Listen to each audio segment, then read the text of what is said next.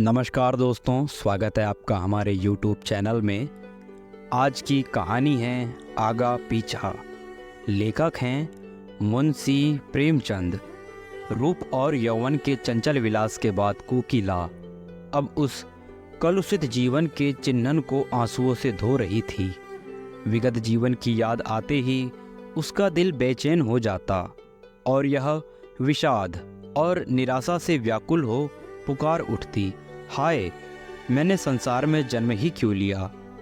उसने दान और व्रत से कई कलिमाओं को धोने का प्रयत्न किया और जीवन के बसंत की सारी विभूति इस निष्फल प्रयास में लुटा दी। पर यह जागृति क्या किसी महात्मा का वरदान या किसी अनुष्ठान का फल था? नहीं, यह उस नवजात शिशु के प्रथम दर्शन का प्रसाद था, जिसके जन्म ने आज 15 साल से उसकी सूनी कोख को प्रदीप्त कर दिया था। शिशु का मुख देखते ही उसके नीले होठ पर एक क्षीण करुण उदास मुस्कुराहट झलक गई, पर केवल एक क्षण के लिए। एक क्षण के बाद वह मुस्कुराहट एक लंबी सांस में विलीन हुई। उसका असख्त क्षीण कोमल रुदन ने कोकिला के जीवन का रुख फेर दिया। वात्सल्य की वह ज्योति अब उसके जीवन संदेश के लिए मुख उपदेश थी। कोकिला ने नवजात बालिका का नाम रखा श्रद्धा। उसी के जन्म ने तो उसमें श्रद्धा उत्पन्न की थी। वह श्रद्धा को अपनी लड़की नहीं, किसी देवी का अवतार समझती थी।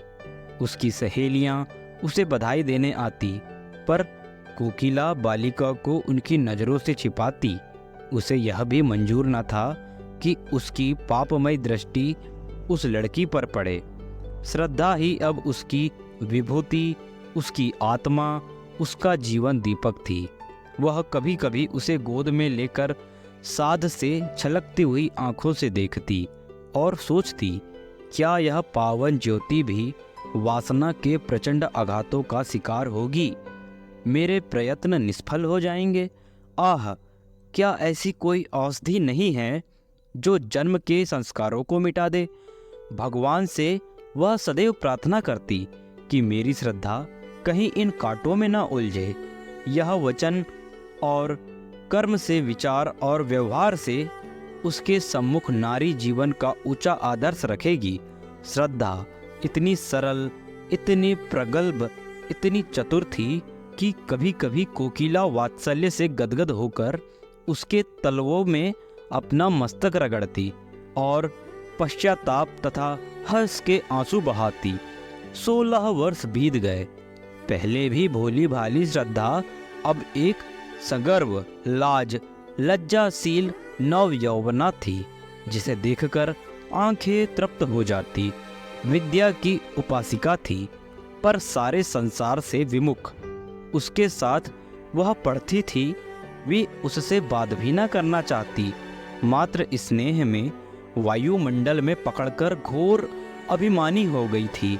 वात्सल्य के वायुमंडल, सखी सहेलियों के परित्याग, रात दिन की घोर पढ़ाई और पुस्तकों के एकांतवास से अगर श्रद्धा को अहम भाव हो गया तो आश्चर्य आया।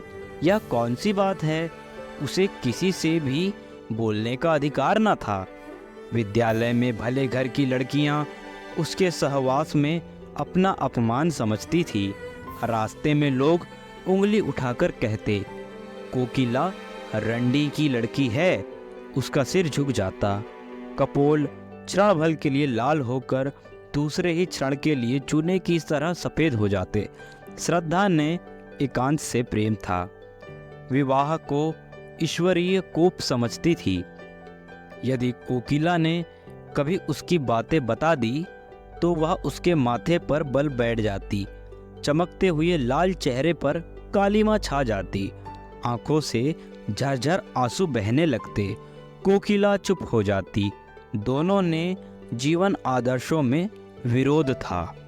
कोकिला समाज के देवता की पुजारिन, श्रद्धा को समाज से, ईश्वर से और मनुष्य से घृणा। यदि संसार में कोई वस्तु प्यारी थी तो वह थी उसकी पुस्तकें। श्रद्धा उन्हीं विद्वानों के संसंग में अपना जीवन व्यतीत करती। कहती, जहाँ ऊंच नीच का भेद नहीं, जाति पाति का स्थान नहीं, सबके अधिकार समान हैं। श्रद्धा की पूर्ण प्रकृति का परिचय महाकवि रहीम ने एक दोहे के पद से मिल जाता। प्रेम सहित मरीबो भलो, जो विष देय भुलाए। अगर कोई सप्रेम भुलाकर उसे विष दे देता तो वह नत जानू हो अपने मस्तक से लगा लेती, किंतु अनादर से दिए हुए अमृत की भी नजरें उस पर पड़ने की कोई हिम्मत न थी। एक दिन कोकिला ने आंसू भर श्रद्धा से कहा, क्यों मन्नी, सच बताना, तुझे यह लज्जा तो नहीं लगता होगा कि मैं क्यों इसकी बेटी हुई? यदि तू किसी ऊंचे कुल में पैदा हुई होती तो क्या तब भी मेरे दिल में ऐसे विचार आते? तू मन ही मन मुझे जरूर कोसती होगी। श्रद्धा माँ का मुँह देखने लगी। माता से इतनी श्रद्धा कभी उसके दिल में पैदा नहीं हुई थी। कांपते हुए स्वर में बोली, अम्मा जी, आप मुझसे ऐसा प्रश्न क्यों करती है? क्या मैंने कभी आपका अपमान किया है? कोकिला ने गदगद होकर कहा, नहीं बेटा, उस परम दयालु भगवान से यही प्रार्थना है कि तुम्हारी जैसी सुशील लड़की सबको दे। पर कभी कभी यह विचार मन में आता है कि तू अवश्य ही मेरी बेटी होकर पछताती जरूर होगी। श्रद्धा ने धीर कंठ से कहा, अम्मा, आपकी यह भावना निर्मूल है। मैं आपसे सच कहती हूँ, मुझे जितनी श्रद्धा और भक्ति आपके प्रति है उतनी किसी और के प्रति नहीं है। आपकी बेटी कहलाना मेरे लिए कोई लज्जा की बात नहीं है, यह तो गर्व की बात है। मनुष्य परिस्थितियों का दास होता है। आप जिस वायुमंडल में पत्नी, उसका असर तो बनना ही था, किंतु पाप के बदलाव में फंसकर फिर निकल आना अवश्य ही गौरव की बात है।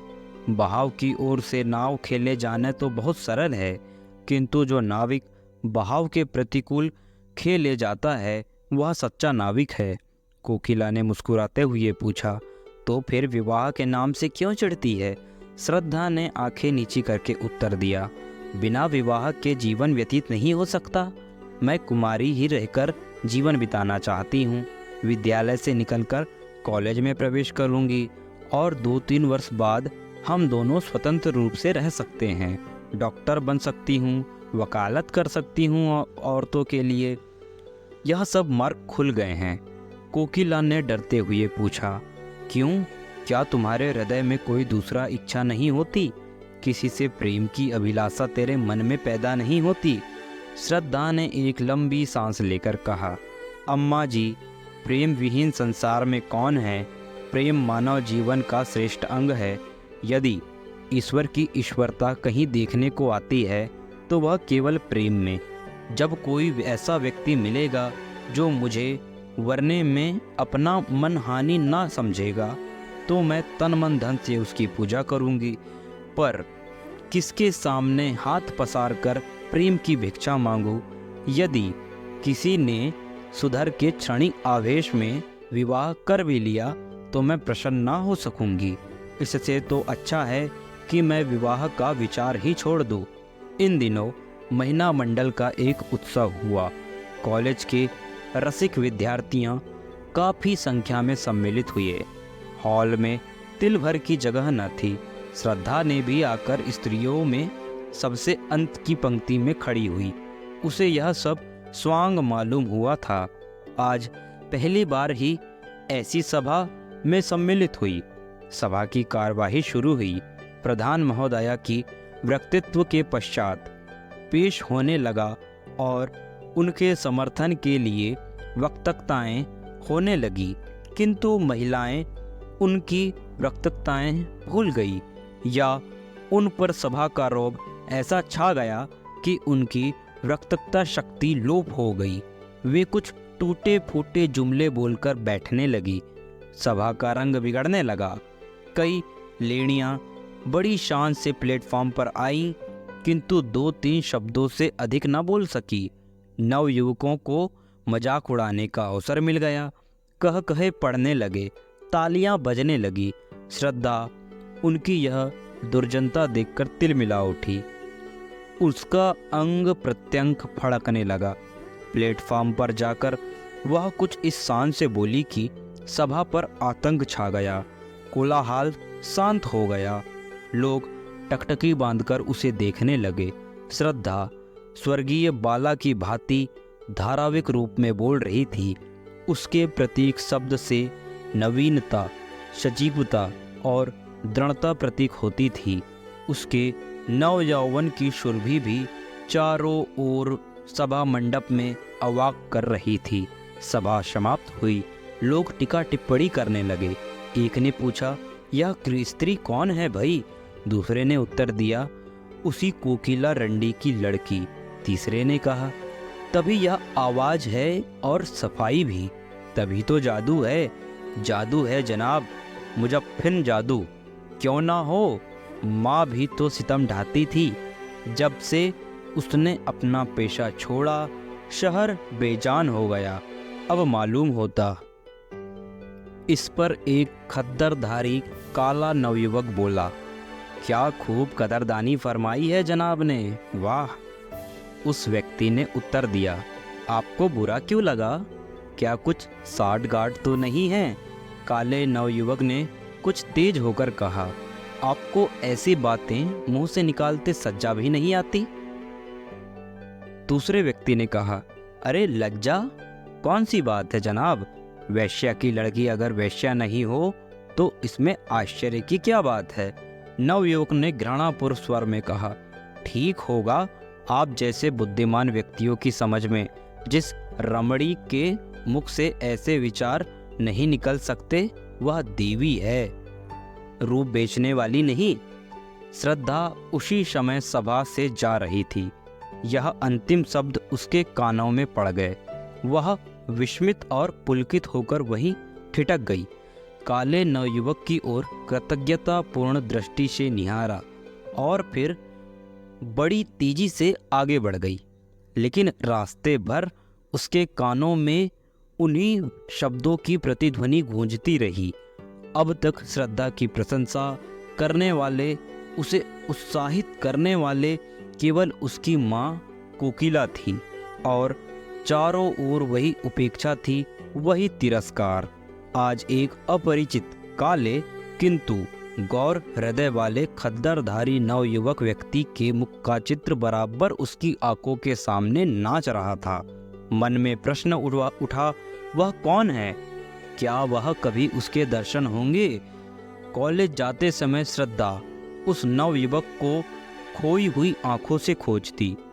घर पर रोज चिकई आई से आती, रास्ते के आते जाते लोगों को देखती, लेकिन वह नवयुवक नजर ना आता।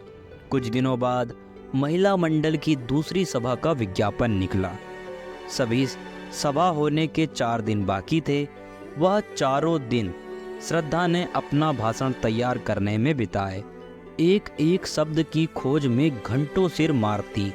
एक एक वाक्य को वह बार बार पढ़ती, बड़े बड़े नेताओं की स्पीचें पढ़ती और उसी तरह लिखने की कोशिश करती।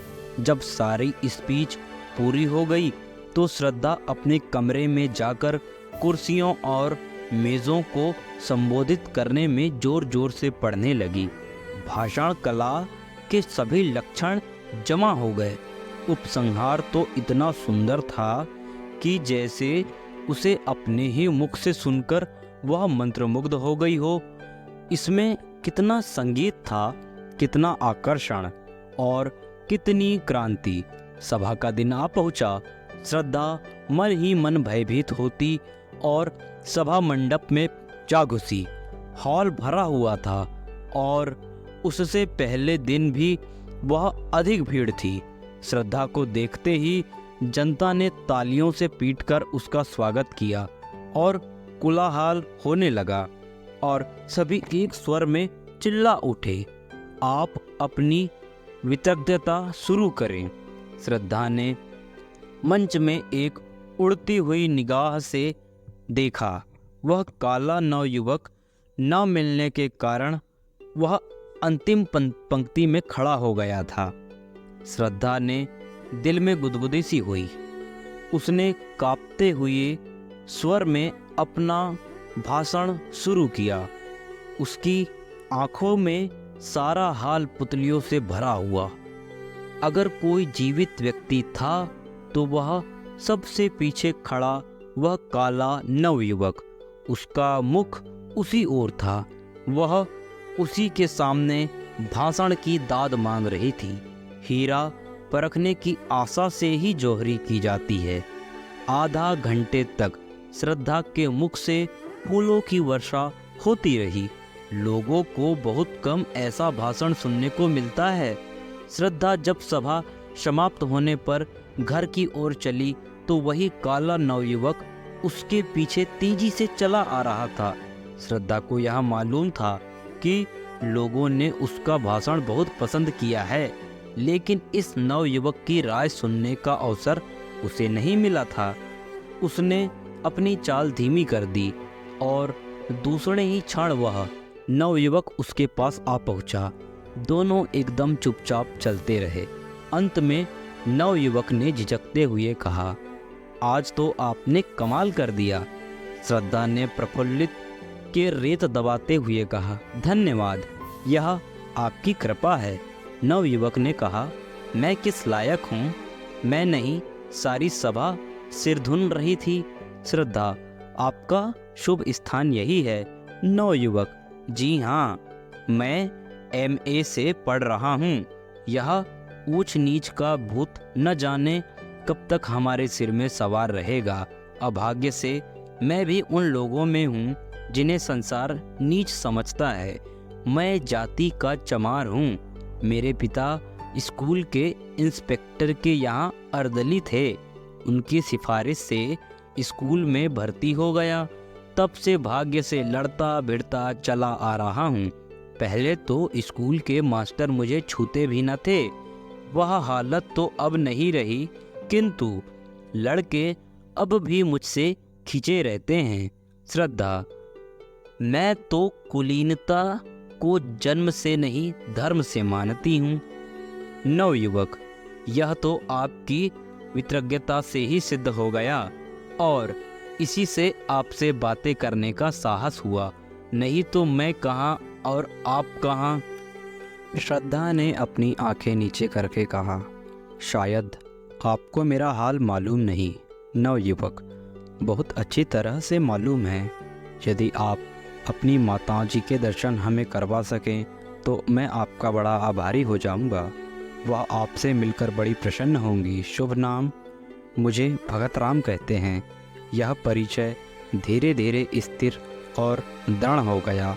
मैत्री प्रगाढ़ हो गई। श्रद्धा की नज़रों में भगत राम एक देवता थे और भगत राम के समक्ष श्रद्धा मानवीय रूप में देवी थी। 1 साल बीत गया। भगत राम रोज देवी के दर्शन हो जाता। दोनों घंटों बैठे बातें किया करते। श्रद्धा कुछ भाषण करती तो भगत राम सब काम छोड़कर सुनने जाता। उनके मंसूबे एक थे, जीवन के आदर्श, एक रुचि का एक विचार।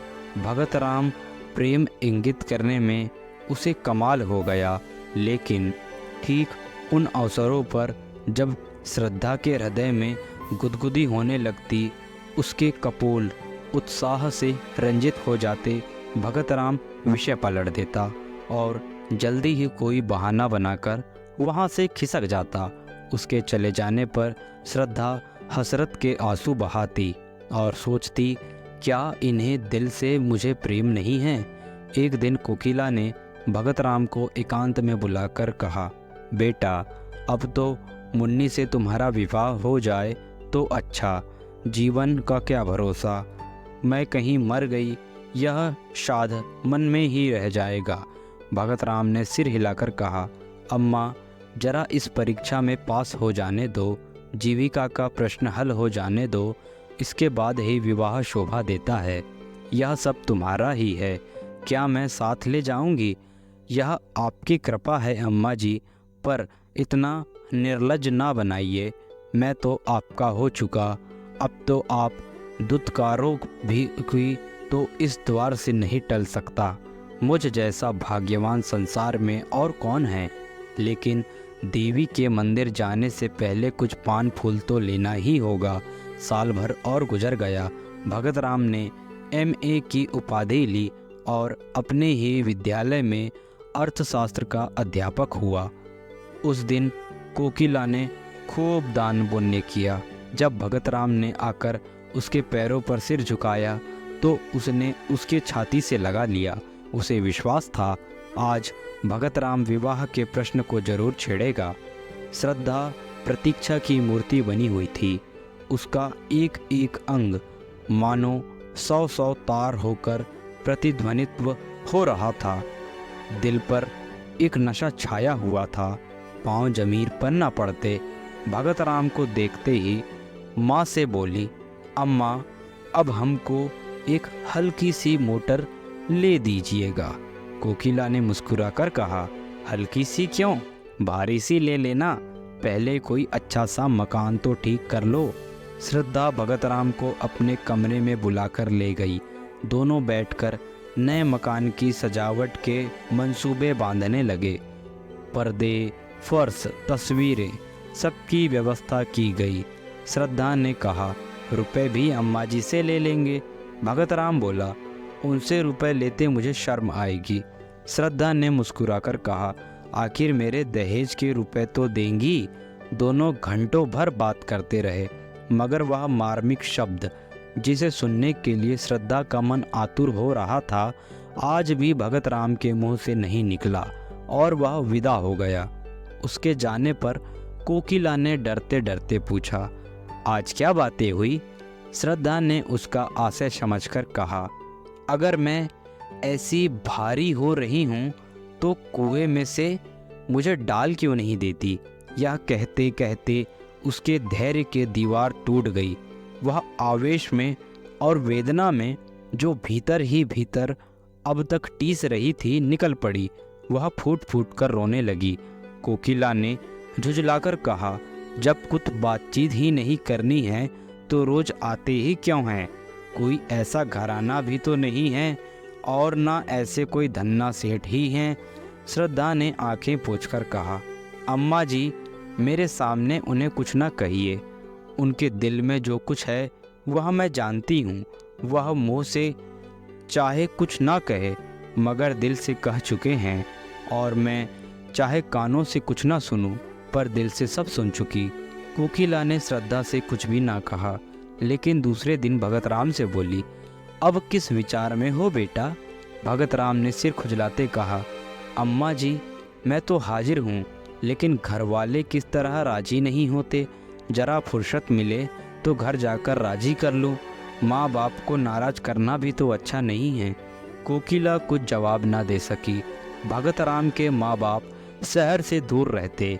यही उनका एक लड़का था। उनकी सारी उमंगें उसी के विवाह पर अवलंबित थी।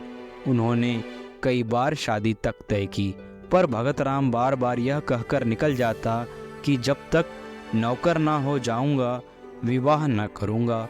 अब वह नौकर हो गया था, इसलिए दोनों माघ एक ठंडे प्रातः काल में लदे फदे भगत राम के मकान पर आ पहुँचे। भगत राम ने दौड़कर उनकी पदधूलि ली। कुशल आदि पूछने के बाद कहा, आप लोगों ने इस जाड़े पाले में क्यों तकलीफ की? मुझे ही बुला लिया होता। चौधरी ने अपनी पत्नी की ओर देखा और कहा, सुनती हो बच्चा की अम्मा, जब बुलाते हैं तो कहते हैं इम्तिहान है, यह है वह है, और जब आ गए तो कहता है बुलाया क्यों नहीं? तुम्हारा विवाह ठीक हो गया है, अब 1 महीने की छुट्टी लेकर हमारे साथ चलना होगा, इसलिए हम दोनों आए हैं। चौधराइन, हमने कहा कि बिना गए काम नहीं चलेगा, तो आज ही दरखास्त दे दो। लड़की बड़ी सुंदर है, पढ़ी लिखी है, अच्छे कुल की है। भगत राम ने लजाते हुए कहा, मेरा विवाह तो यहीं एक जगह लगा हुआ है, अगर आप राजी हो तो मैं कर लूं। चौधरी, इस शहर में हमारी बिरादरी का कौन है? क्यों बच्चों की अम्मा? चौधराइन, यहाँ हमारी बिरादरी का तो कोई नहीं है। भगत राम, माँ बेटी हैं, घर में रुपया भी है, लड़की ऐसी लड़की तुम देखकर खुश हो जाओगे, मुफ्त में शादी हो जाएगी। चौधरी, क्या लड़की का बाप मर गया है? उसका क्या नाम है? कहाँ का रहने वाला है? कुल मजरात कैसा है? जब तक यह सारी बातें मालूम ना हो जाए तब तक ब्याह कैसे हो सकता है? क्यों बच्चा की अम्मा? चौधराइन, हाँ, बिना इन बातों के पता लगाए कैसे हो सकता है? भगत राम ने कोई जवाब नहीं दिया। चौधरी, यहाँ किस मोहल्ले में रहती है माँ बेटी? सारा शहर हमने छान माना, पर यहाँ कोई 20 साल तक रहे होगे। क्यों बच्चों की अम्मा? चौधराइन, 20 साल से ज़्यादा रहे हैं। भगत राम, उनका घर नखास पर है। चौधरी, नखास में किस तरह? भगत राम, नखास की सामने वाली गली में पहला मकान उन्हीं का है, सड़क से ही दिखाई देता है। चौधरी, पहला मकान तो कोकिला रंडी का है, गुलाबी रंग से पुता हुआ है ना? भगत राम ने झेपते हुए कहा। जी हाँ, वही मकान है। चौधरी, तो उसमें कोकिला रंडी नहीं रहती क्या? भगत राम, रहती क्यों नहीं, माँ बेटी दोनों ही रहती हैं। चौधरी, तो क्या कोकिला रंडी की लड़की से ब्याह करना चाहते हो? नाक कटवाने पर लगे हो क्या? बिरादरी में कोई पानी भी नहीं पिएगा। चौधराइन, लुका लगा दूंगी मुंह में राड़ के। रंग रूप देख कर के लुभा गए क्या? भगत राम, मैं तो इसे अपना भाग्य समझता हूँ कि वह लड़की की शादी मेरे साथ होने को राजी है। अगर वह चाहे तो कई बड़े बड़े रईस के घर में शादी कर सकती है। चौधरी, रईस उससे ब्याह न रखेगा। तुम्हें भगवान समाई दे तो एक दिन नहीं 4 रखो, मर्दों के लिए कौन रोक है? लेकिन जो ब्याह के लिए कहे तो ब्याह वही है जो बिरादरी में हो। चौधराइन, तुम पढ़ने से आदमी बौरा जाते हो का? चौधरी, हम तो गवार आदमी हैं, पर समझ में नहीं आता तुम्हारी यह नियत कैसे हुई? रंडी की बेटी चाहे छिनार हो या जन्नत की परी, रहेगी तो रंडी की बेटी ही। हम तुम्हारा विवाह वहाँ ना होने देंगे। अगर तुमने विवाह किया तो हम दोनों तुम्हारे ऊपर जान दे देंगे। इतना अच्छी तरह से समझ लेना। क्यों बच्चों की अम्मा? चौधराइन ने कहा। ब्याह कर लेगा, जैसे हट्टा कट्टा है, झाड़ू मार के भगा दूंगी रांड को अपने बेटी के घर से। अपने ही घर में रखो। भगत राम, अगर आप लोगों की आज्ञा नहीं है तो मैं विवाह नहीं करूंगा। मैं किसी दूसरी औरत से भी विवाह ना करूंगा।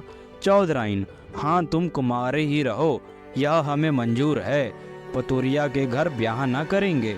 भगत राम ने अब की बार झुंझलाकर कहा। आप तो उसे बार बार पतोरिया क्यों कहती हो? किसी जमाने में यह उसका पेशा रहा होगा। आज दिन वह जितने आचार विचार से रहती है, शायद ही कोई और रहती हो। ऐसा पवित्र आचरण तो मैंने आज तक देखा ही नहीं। भगत राम का सारा यत्न विफल हो गया। चौधराइन ने ऐसी जिद पकड़ी जो वह अपनी जगह से न टली। रात को भगत राम अपने प्रेम मंदिर में पहुंचा। उसका चेहरा उतरा हुआ, एक एक अंग से निराशा टपक रही। श्रद्धा रास्ता में देखता हुई घबरा गई। आज इतनी रात को क्यों आए हो? उन्हें क्या मालूम कि मेरे दिल की क्या हालत हो रही। यार दोस्तों से छुट्टी मिलेगी तो भूलकर इधर भी आ जाएंगे। कोकिला ने कहा। मैं तो तुझसे कह चुकी। उनका वह अब मिजाज नहीं रहा।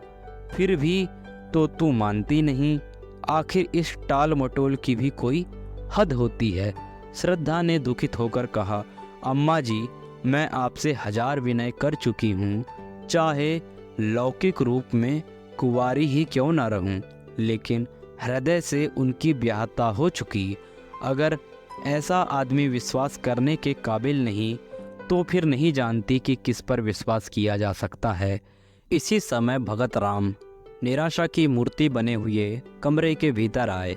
दोनों स्त्रियों ने उनकी ओर देखा। कोकिला में अपनी आंखों में शिकायत लिए बैठी और श्रद्धा आंखों में वेदना लिए बैठी। कोकिला की आंखें कह रही थी, रंग ढंग हैं क्या तुम्हारे?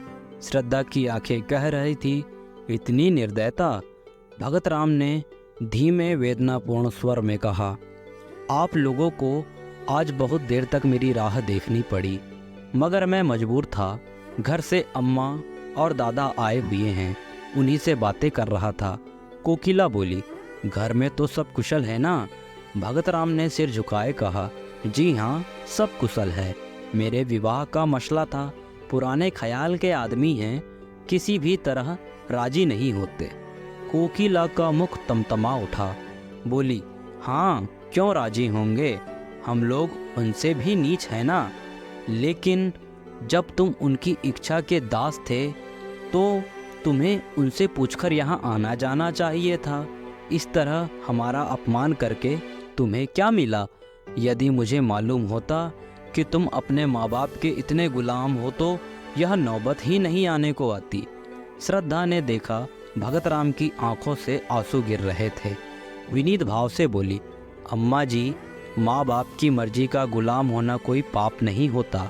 अगर मैं आपकी उपेक्षा करूँ तो क्या आपको दुख ना होगा? यही हाल उन लोगों का भी तो होगा। श्रद्धा यह कहती हुई अपने कमरे की ओर चली और इशारे से भगत राम को भी बुलाया। कमरे में बैठकर दोनों कई मिनट तक पृथ्वी की ओर ताकते रहे। किसी से भी साहस न था कि उस सन्नाटे को तोड़े। अंत में भगत राम ने पुरुषोचित वीरता से काम लिया और कहा, श्रद्धा, इस समय मेरे हृदय में तुम्हारे लिए एक तुमुल युद्ध हो रहा है। मैं शब्दों में अपनी दशा बयान नहीं कर सकता। जी चाहता है कि मैं विष खाकर जान दे दूं। तुमसे अलग रहकर जीवित भी नहीं रह सकता, केवल तड़प सकता हूँ। मैं न जाने उनकी कितनी खुशामद की, मैं कितना रोया, कितना गिड़गिड़ाया, लेकिन दोनों अपनी बातों पर अड़े रहे। बार बार यही कहते रहे कि अगर यह ब्याह होगा तो हम दोनों अपनी जान दे देंगे। उन्हें मेरी मौत मंजूर है, लेकिन तुम मेरे हृदय की रानी बनो, यह मंजूर नहीं। श्रद्धा ने सांत्वना देते हुए कहा, प्यारे, मुझसे उनका घृणा करना उचित नहीं है। पढ़े लिखे आदमियों में और कितने निकलेंगे, इसमें उनका कोई दोष नहीं। मैं सवेरे उनके दर्शन करने जाऊंगी। शायद मुझे देखकर उनका दिल पिघल जाए। मैं हर रोज़ उनकी सेवा करूंगी, उनकी धोतियां धोऊंगी, उनके पैर दबाऊंगी। मैं यह सब करूंगी जो उनको मनचाही बहू करती। इसमें लज्जा की कौन सी बात? उनके तलवे सहलाऊंगी, भजन गाकर सुनाऊंगी। मुझे बहुत से देहाती गीत आते हैं। अम्मा जी के सिर के सफ़ेद बाल चुनूंगी। मैं दया नहीं चाहती, मैं तो प्रेम की चेरी हूँ। तुम्हारे लिए सब कुछ करूँगी, सब कुछ। भगत राम को ऐसा मालूम हुआ मानो उसकी आंखों की ज्योति बढ़ गई है अथवा शरीर में कोई दूसरी ज्योतिर्मय आत्मा आ गई है।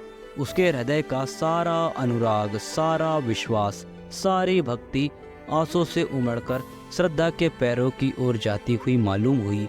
मानो किसी घर से नन्हे नन्हे लाल कपोल वाले रेशमी कपड़े वाले घुंघराले बालों वाले बच्चे हंसते हुए निकलकर खेलने जा रहे हों। चौधरी और चौधराइन को शहर आए हुए 2 सप्ताह बीत गए। वे रोज जाने के लिए कमर कसते, लेकिन फिर रह जाते। श्रद्धा उन्हें जाने ही न देती। सवेरे जब आंखें खुलती तो श्रद्धा उनके लिए स्नान के लिए पानी तपाती। चौधरी को अपना हुक्का भरा हुआ मिलता। वो लोग ज्यों ही नहाकर उठते, श्रद्धा उनकी धोती छाटने लगती। दोनों की सेवा और अविरत परिश्रम देखकर दंग रह जाते। ऐसी सुंदर, ऐसी मधुभाषिणी, ऐसी हंसमुख और चतुर रमणी चौधरी ने इंस्पेक्टर साहब के घर में भी ना देखी थी। चौधरी को वह देवी मालूम होती और चौधराइन को लक्ष्मी।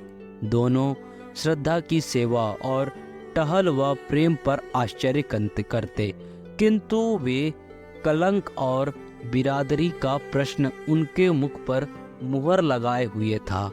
15वें दिन जब श्रद्धा 10 बजे रात को अपने घर चली गई तो चौधरी ने चौधराइन से कहा, लक्ष्मी है, लड़की तो साक्षात लक्ष्मी। चौधराइन, जब मेरी धोती छाटने लगती है तो मारे लाज के कट जाती हूँ। हमारी तरह तो इसकी कोई लौंडी होगी। चौधरी, फिर क्या सलाह देती हो? अपनी बिरादरी में ऐसी सुधर लड़की मिलने का नहीं। चौधराइन, राम का नाम लेकर ब्याह करो, बहुत होगा रोटी पड़ जाएगी। 5 बीसी में तो रोटी होती है, कौन 56 टके लगते। पहले हमें शंका होती थी पतुरिया की लड़की ना जाने कैसी होगी, कैसे ना हो, पर यह अब शंका मिट गई। चौधरी, जब बातें करते हैं तो मालूम होता है मुंह से फूल झड़ते हैं। चौधराइन, मैं तो उसकी माँ को बखानती हूँ जिसकी कोख में ऐसी लक्ष्मी जन्मी। चौधरी, कल चलो कोकिला से मिलकर सब ठीक ठाक कर आएं। चौधराइन, मुझे तो उसके घर जाते शर्म लगती है, वह रानी बनी बैठी होगी, मैं तो उसकी लौंडी मालूम हो जाऊंगी। चौधरी, तो फिर पाउडर मंगाकर मुंह में पोत लो, गोरी हो जाओगी। इंस्पेक्टर साहब की मेम भी तो रोज पाउडर लगाती थी, रंग तो सांवला था, पर जब पाउडर लगा लेती तो मुंह चमकने लगता। चौधराइन, हंसी करोगे तो गाली दूंगी। हाँ, काली चमड़ी पर कोई रंग चढ़ता है, जब पाउडर चढ़ जाएगा तुम तो सचमुच उसके चौकीदार से लगोगे। चौधरी, तो कल मुंह अंधेर चल दो, अगर कहीं श्रद्धा आ गई तो फिर गला ना छोड़ूंगी।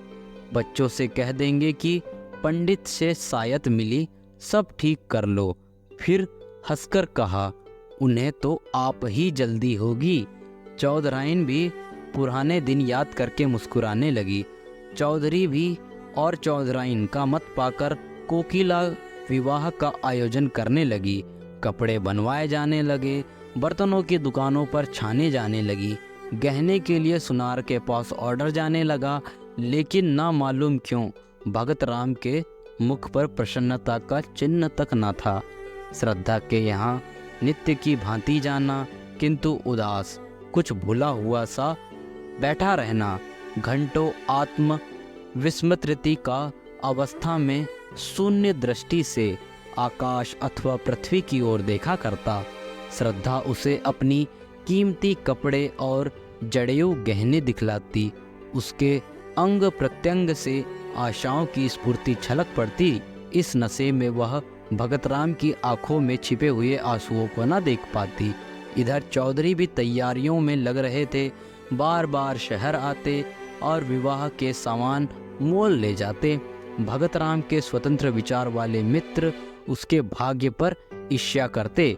अप्सरा जैसी सुंदर स्त्री, कारू को खजाने जैसी दौलत, दोनों साथ ही कितने मयस्सर होते हैं, किंतु वह जो मित्रों की ईर्ष्या, कोकिला की प्रसन्नता की, श्रद्धा की मनमोहक और चौधरी और चौधराइन का आनंद के कारण छिप छिप कर रोता था, उसके जीवन से दुखी था। चिराग तले अंधेरा छाया हुआ था। इस छिपे हुए तूफान की किसी और को खबर भी न थी, जो उसके हृदय में हाहाकार मचा रहा था। ज्यों-ज्यों विवाह का दिन समीप आता, भगत राम की बनावटी उमंग भी ठंडी पड़ती जाती। जब 4 दिन रह जाते तो उसे हल्का सा ज्वर आ गया। वह श्रद्धा के घर भी ना जा सका। चौधरी और चौधराइन तथा अन्य बिरादरी के लोग भी आ पहुँचे, किंतु सब के सब विवाह की धुन में इतने मगन थे कि किसी को भी उस पर ध्यान नहीं गया। दूसरे दिन भी वह घर से ना निकला। श्रद्धा ने समझो विवाह की रीतियों से छुट्टी ना मिली हो।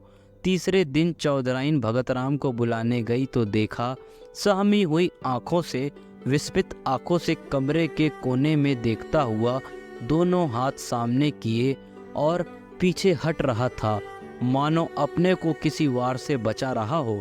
चौधराइन ने घबराकर पूछा, बच्चा कैसे जी है? पीछे इस तरह क्यों चले जा रहे हो? यहाँ तो कोई नहीं है। भगत राम के मुख पर पागलों जैसी अचेतना थी, आंखों में छाया हुआ भय था। भीत स्वर में बोला, नहीं अम्मा जी, देखो वह श्रद्धा चली आ रही है। देखो उसके दोनों हाथों में काली सी नागिन है। वह मुझे नागिनों से डसवाना चाहती है। अरे अम्मा, वह नजदीक आ गई। श्रद्धा, श्रद्धा, तुम मेरी जान क्यों क्यों बैरीन बनी हो? क्या मेरे असीम प्रेम का यही परिणाम है? मैं तो तुम्हारे चरणों पर बरी होने के लिए सदैव तत्पर था। इस जीवन का मूल्य ही क्या है? तुम इन नागिनों को दूर फेंक दो। मैं यहाँ तुम्हारे चरणों पर लेटकर यहाँ जान तुम्हारे न्यौछावर कर दूंगा। है तुम ना मानोगी। यह कहकर वह चित पड़ा। चौधराइन ने लपक कर चौधरी को बुलाया। दोनों ने भगत राम को उठाकर चारपाई पर लेटा दिया। चौधरी का ध्यान किसी आसेब की ओर गया। वह तुरंत ही लौंग और राख लेकर उसे उतारने की आयोजना करने लगे। स्वयं मंत्र तंत्र में निपुण थे। भगत राम का सारा शरीर ठंडा था, किंतु सिर तवे की तरह तप रहा था। रात को भगत राम कई बार चौंक कर उठा। चौधरी ने हर बार मंत्र फूंककर अपने ख्याल से आसेब को भगाया। चौधराइन से कहा, कोई डॉक्टर क्यों नहीं बुला लेते? शायद दवा का कुछ फायदा हो। कल ब्याह और आज यह हाल। चौधरी ने निशंक भाव से कहा, डॉक्टर आकर क्या करेगा? वही पीपल वाले बाबा तो हैं। दवा दारू करना उनसे और रार बढ़ाना है। रात जाने दो, सवेरे होते ही एक बकरा और एक बोतल दारू उनकी भेंट की जाएगी। बस और कुछ करने की ज़रूरत नहीं। डॉक्टर बीमारी की दवा करता है और हवा बयार की। बीमारी उन्हें कोई नहीं है। कुल के बाहर ब्याह करने से देवता लोग रूठ गए हैं। सवेरे चौधरी ने एक बकरा मंगाया। स्त्रियां गाती बजाती हुई देवी के चबूतरे की ओर पहुंची। जब लोग लौटकर आए तो देखा कि भगत राम की हालत खराब है। उसकी नाड़ी धीरे धीरे बंद हो रही थी। मुख पर मृत्यु विभीषिका की छाप थी। उसके दोनों नेत्रों से आंसू बहकर गालों पर लुढ़क रहे थे, मानो अपूर्ण इच्छा का अंतिम संदेश निद्रय संसार को सुना रहे हो। जीवन का कितना वेदनापूर्ण पूरा दृश्य था। अहद के और दो आंसुओं की बूंदें। अब चौधरी घबराए। तुरंत ही कोकिला को खबर दी। एक आदमी डॉक्टर के पास भेजा। डॉक्टर के आने में देर थी। वह भगत राम के मित्रों में से थे, किंतु कोकिला और श्रद्धा आदमी के साथ ही आ पहुंची। श्रद्धा भगत राम को सामने पाकर खड़ी हो गई। आंखों से आंसू बहने लगे। थोड़ी देर में भगत राम ने आंखें खोली और श्रद्धा की ओर देखकर बोले, तुम आ गई श्रद्धा? मैं तुम्हारी ही राह देख रहा था। यह अंतिम प्यार लो।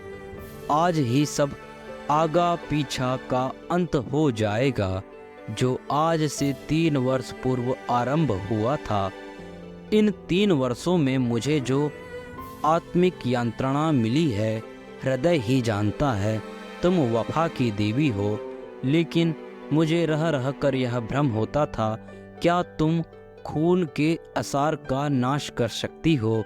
क्या तुम एक ही बार में अपनी परंपरा की नीति तोड़ दोगी? क्या तुम जन्म के प्राकृतिक नियमों को तोड़ सकोगी? इन भ्रमपूर्ण विचारों में शोक न करना। तुम्हारे योग्य न था किसी प्रकार, और किसी भी तुम्हारे जैसे महान हृदय का न बन सका। हाँ, मैं इस भ्रम में वश में पड़कर संसार से अपनी इच्छाएं बिना पूर्ण किए ही जा रहा हूँ। तुम्हारे अगाध, निष्कपट और निर्मल प्रेम की स्मृति सदैव मेरे जीवन में रहेगी। किंतु हाय अफसोस, कहते कहते भगत राम की आंखें फिर बंद हो गई। श्रद्धा के मुख पर गड़ी लालिमा दौड़ गई। उसके आंसू सूख गए। झूली हुई गर्दन तन गई। माथे पल बढ़ बैठ गए। आंखों में आत्म अभिमान की झलक आ गई। वह क्षण भर भी वहां खड़ी रही और दूसरे ही क्षण नीचे आकर अपनी गाड़ी में बैठ गई। कोकिला उसके पीछे पीछे दौड़ी हुई आई और बोली, बेटी, यह क्रोध का अवसर नहीं है। लोग अपने दिल में क्या कहेंगे? उसकी दशा बराबर बिगड़ती ही जाती है। तुम्हारे रहने से बुड्ढों को ढाढ़स बंधा रहेगा। श्रद्धा ने कुछ उत्तर न दिया। कोचवान से कहा, घर चलो। कहकर कोकिला भी गाड़ी में बैठ गई। असह्य शीत पड़ रहा था। आकाश में काले बादल छाए हुए थे। शीतल वायु बह रही थी। माघ के अंतिम दिवस थे। वृक्ष पेड़ पौधे भी शीत से अकड़े हुए थे। दिन के 8 बज रहे थे।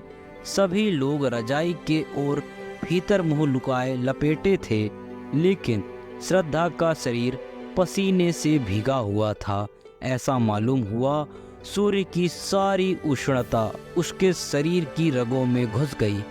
उसके होठ सूख गए, प्यास से नहीं, आंतरिक धधकनी सी अग्नि से, लपटों से। उसका एक एक अंग अग्नि की भीषण आंच में जल रहा था। उसके भीतर बार बार जलती हुई गर्म सांस निकल रही थी, मानो किसी चूल्हे की लपट हो। घर पहुँचते पहुँचते उसका फूल सा मुख मलिन हो गया।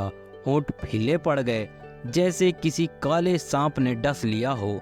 कोकिला बार बार अश्रुपूर्ण नेत्रों से उसकी ओर ताकती थी, पर क्या कहे और क्या कहकर समझाए। घर पहुंचकर श्रद्धा अपने ऊपर के कमरे की ओर चली गई, किंतु उसमें इतनी शक्ति न थी सीढ़ियां चढ़ सके। रस्सी को मजबूती से पकड़ी हुई किसी तरह अपने कमरे में पहुंची। हाय, आधा घंटा ही घंटे से पूर्ण यही तक एक वस्तु को प्रसन्नता, आह्लाद, आशाओं की छाप लगी हुई थी, पर वह सब की सब सिर धुनती की ओर मालूम हुई। बड़े बड़े संदूकों के जोड़े सजाए रखे हुए थे। उन्हें देखकर श्रद्धा के हृदय में हुंक उठी और वह गिर पड़ी, जैसे विहार करता हुआ, कुलोचे मारता भरता हुआ हिरन तीर लग जाने के बाद गिरता है। अचानक उसकी दृष्टि उस चित्र पर जा पड़ी जो आज से 3 वर्ष पूर्व उसके जीवन का आधार हो रही थी। उस चित्र को उसने कितने बार चूमा, कितनी बार उसने उसे हृदय से चिपका रखा था। वह सारी बातें एक एक करके उसे याद आ रही थी, लेकिन उसके याद करने का अधिकार भी उसके पास न था।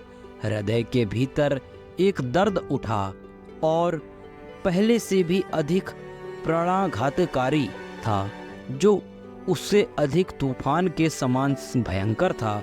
हाय, उस दिन मरने वाले के दिल में कितनी यंत्रणा पहुंची। भगत राम के अविश्वास का यह जवाब प्रत्युत्तर कितना रोमांचकारी और हृदय विदारक था। हाय, वह कैसे ऐसे निठुर हो गई। उसका प्यारा उसकी नज़रों के सामने दम तोड़ रहा था।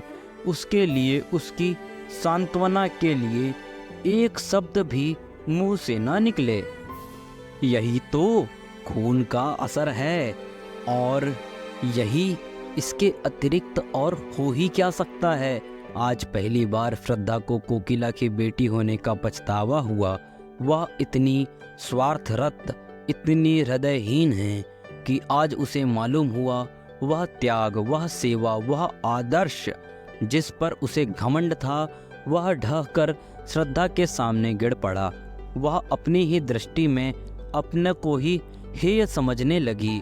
उसका स्वर्गीय प्रेम ऐसा नैसर्गिकपूर्ण उत्तर वैश्या की पुत्री के अतिरिक्त और कौन दे सकता है। श्रद्धा उसी समय कमरे से बाहर निकलकर वायु वेग से सीढ़ियां उतरती हुई पहुंची और भगत राम के मकान की ओर दौड़ी। वह आखिरी बार उससे गले मिलना चाहती थी, अंतिम बार उसके दर्शन करना चाहती थी। वह अनंत प्रेम और कठिन बंधनों को निभाएगी और अंतिम श्वास तक उसी का ही बनकर रहेगी। रास्ते में कोई सवारी ना मिली। श्रद्धा थकी जा रही थी, सिर से पांव तक पसीने से नहाई हुई। ना मालूम कितनी बार वह ठोकर खाकर गिरी और फिर उठकर दौड़ने लगी। उसके घुटनों से रक्त निकल रहा था, साड़ी कई जगह से फट गई थी, मगर उस वक्त अपने तन बदन की सुध न थी उसे। उसका एक एक रुआं सहर कंठ होकर ईश्वर से प्रार्थना कर रहा था। उसे उस प्रातः काल के दीपक की लौ थोड़ी देर तक बची रही। उसके मुंह से एक बार श्रद्धा शब्द सुनने के लिए अंतरात्मा कितनी व्याकुल हो रही थी। केवल यह एक शब्द सुनकर उसकी कोई भी इच्छा अपूर्ण न रह जाएगी। उसकी सारी आशाएं सफल हो जाएगी, सारी साधना पूर्ण हो जाएगी। श्रद्धा को देखते ही चौधराइन ने उसका हाथ पकड़ लिया और रोती हुई बोली, बेटी तुम कहाँ चली गई थी? 2 बार तुम्हारा नाम लेकर पुकार चुके हैं। श्रद्धा ने ऐसा मालूम हुआ मानो उसका कलेजा फटा जा रहा हो। उसकी आंखें पथरा गई। उसे ऐसा मालूम होने लगा अगाध अथाह समुद्र की भंवर में पड़ गई। उसने कमरे में जाते ही भगत राम के ठंडे पैरों पर सिर रख दिया और आंखों में गर्म पानी से धोकर गर्म करने का उपहास करने लगी। यही उसकी सारी आशाओं और अरमानों की समाधि थी। भगत राम ने आँख खोलकर कहा, क्या तुम हो श्रद्धा? मैं जानता था तुम आओगी, इसलिए अभी तक अपने प्राण अवशेष थे। जरा मेरे हृदय पर अपना सिर टिका दो। हाँ, मुझे अब विश्वास हो गया कि तुमने मुझे क्षमा कर दिया। जी डूब रहा है। तुमसे कुछ मांगना चाहता हूँ कि मुंह से मांगू। किस मुंह से तुम्हें कुछ मांगू? अब जब जीते जी ना मांग सका तो अब क्या है? हमारी अंतिम घड़ियाँ किसी अपूर्ण शाद को अपने हिय के भीतर छुपाए हुए है। मृत्यु पहले हमारी सारी ईर्ष्या, सारा भेदभाव और सारा द्वेष नष्ट कर रही है।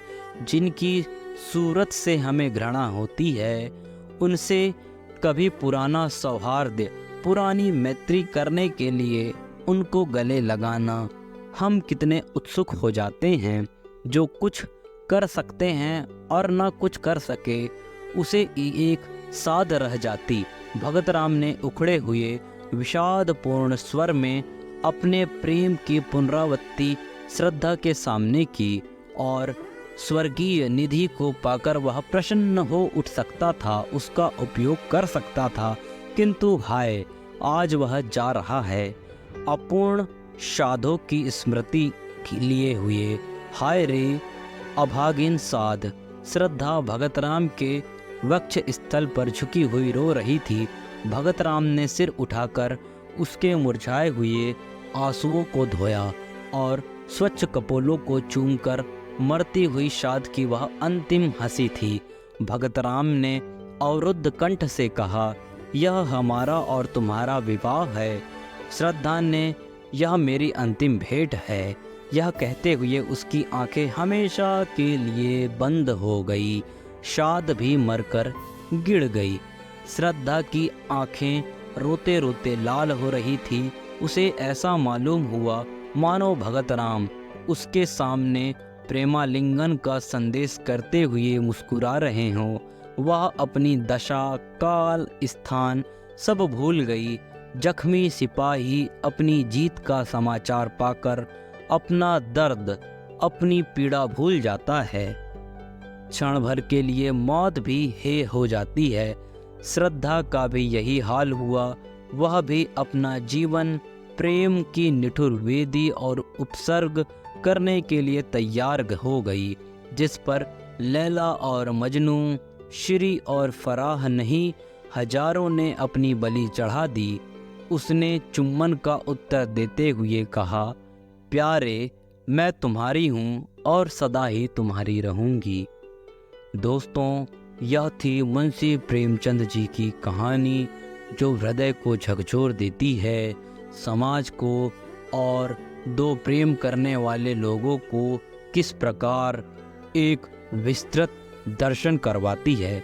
अगर आपको यह हमारी कहानी पसंद आई हो तो हमारे चैनल को सब्सक्राइब करें और हमारे वीडियो को अपने दोस्तों के साथ शेयर ज़रूर करें। मिलते हैं आपसे अगले वीडियो में। जब तक के लिए हमें इजाज़त दें। नमस्कार।